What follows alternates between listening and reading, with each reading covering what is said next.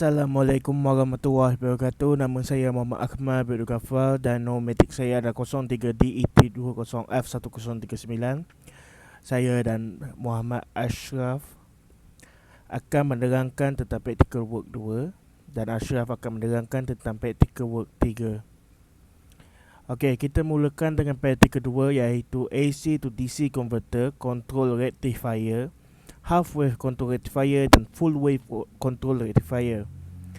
So value untuk circuit ini kita akan menggunakan input voltage sebanyak 100 volt, frekuensi 500 Hz, 50 Hz, maafkan saya, resistor 10 ohm dan inductance 10 mili. Kemudian kita akan mengubah pulse generator amplitude kepada 1, period second kepada 0.01, pulse wide akan menjadi 5 dan pulse delay akan menjadi 0.003 untuk 45 darjah dan 0.005 untuk 90 darjah. Kita akan menggunakan 3 litar yang berlainan. Yang pertama litar R load, yang kedua ialah litar RL load dan yang ketiga ialah litar RL load menggunakan freewheeling diode. Litar pertama menggunakan pulse generator, resistor, input voltage bagi input voltage dan measurement input voltage, resistor, output current, output voltage dan scope. Ketiga-tiga ini untuk mengira nilai dan menunjukkan nilai sesuatu input seperti ini adalah output current dan ini adalah output voltage. Dia akan menunjukkan input itu ke dalam scope. Kita akan tengok dia punya hasil result sebentar lagi. Kita akan menggunakan RL load di dalam RL load. Maafkan saya, kita akan menggunakan litar ini, litar R load ke dalam RL load dengan penambahan inductance. Jadi dia akan jadi RL load lah. Inductance kita adalah 10 mili. Dia tulis kat sini.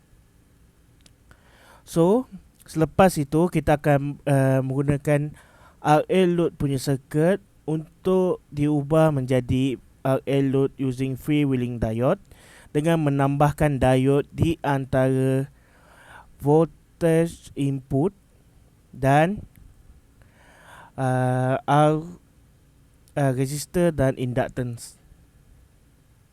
Untuk full wave control rectifier, kita mempunyai pulse generator, voltage input, measurement voltage input dan 4 resistor, resistor, output current, voltage current.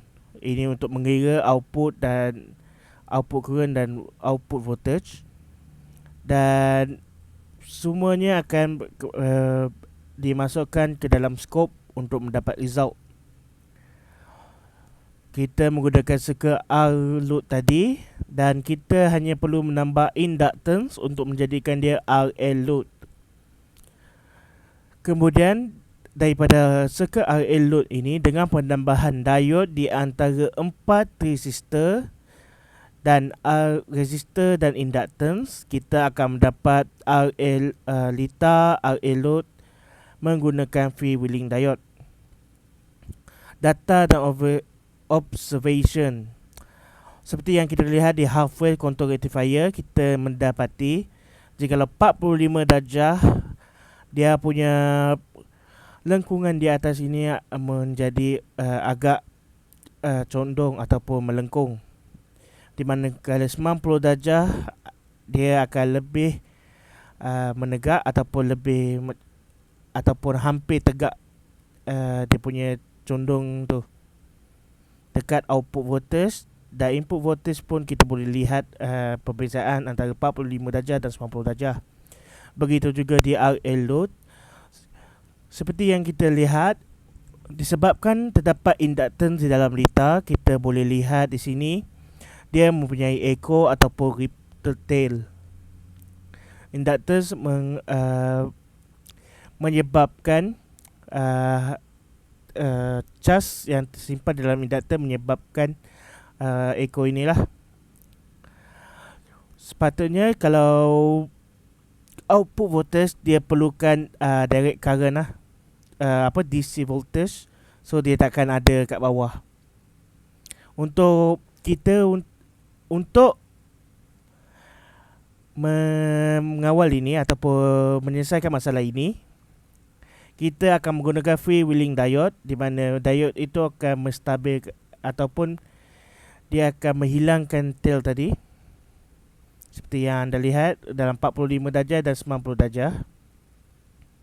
Lengkungan dia kita boleh lihat di sini agak berbeza kerana ini ada 45 darjah, ini lengkungannya 45 darjah, dan ini ada 90 darjah.